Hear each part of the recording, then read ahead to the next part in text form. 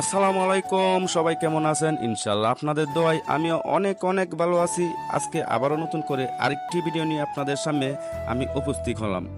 আজকের ভিডিওটা হলো ঢাকা উত্তরা থেকে ময়মনসিংহ নান্দাইলের উদ্দেশ্যে আমি রওনা দিয়েছি আমার এক প্রিয় ভাইয়ের সাথে দেখা করার জন্য, যিনি নাকি আমাকে অনলাইন ব্যাপার নিয়ে গুরুত্বপূর্ণ পরামর্শ দিয়ে থাকে।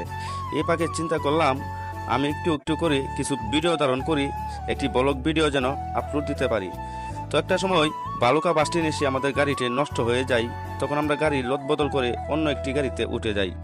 তো একটা জিনিস আমাকে মুক্ত করেছে, সেটা হলো গিয়ে রাস্তার দুই পাশের যে কৃষ্ণগুড়া গাছগুলো আছে, দেখতে খুব অসাধারণ লাগছে।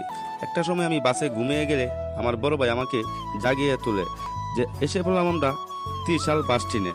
বাস স্ট্যান্ডে এসে জায়গাটি আমার কাছে অসাধারণ লেগেছে। তো একটু একটু করে আমি কিছু ভিডিও ধারণ করি।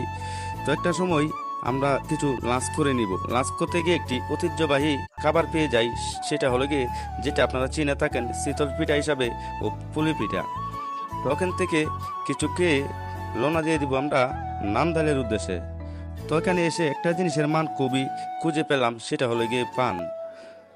তো এখান থেকে পান নেওয়ার পর আমরা চলে যাব চেঞ্জি স্ট্যান্ডে। চেঞ্জি স্ট্যান্ডকে অবশ্য চেঞ্জি ঠিক করে নিলাম, নিয়ে চেঞ্জিতে উঠে গেলাম নান্দাইলের উদ্দেশ্যে।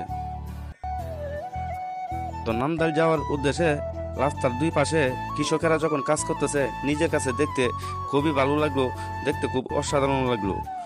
তো একটা সময় যেতে যেতে আমরা নান্দাইল বাস স্ট্যান্ডে এসে পৌঁছে গেলাম।